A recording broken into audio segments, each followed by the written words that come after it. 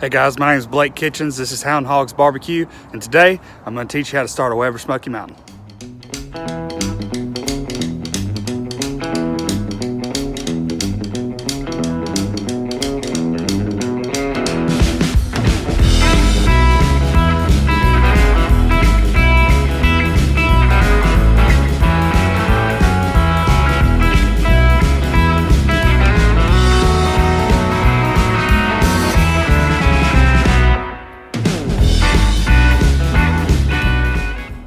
Alright guys, so first things first, go ahead, get your Weber Smokey Mountain where you want it. You're not going to want to move it once you have started the fire.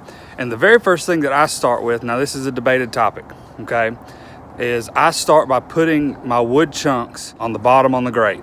Okay, some people put them underneath the coals, some people put them on top of the coals. I actually do a little bit of both, but I always like to have a little bit of wood in the bottom so that it's kind of smoldering throughout the cook, giving us that good smoke flavor.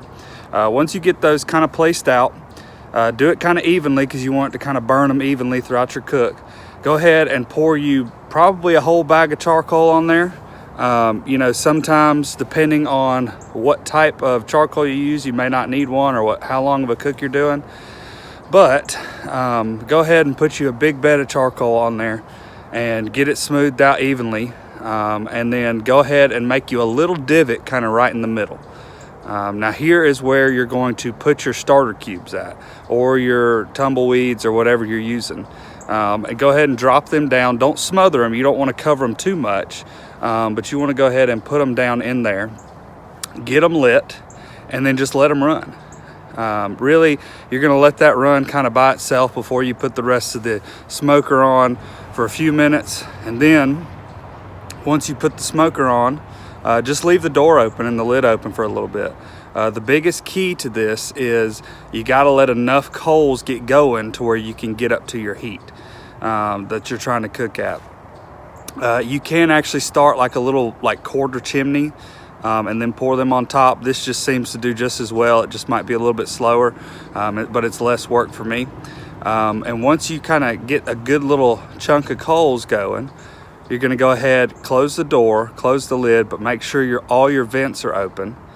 Stick your thermometer in and start climbing up to temperature, okay?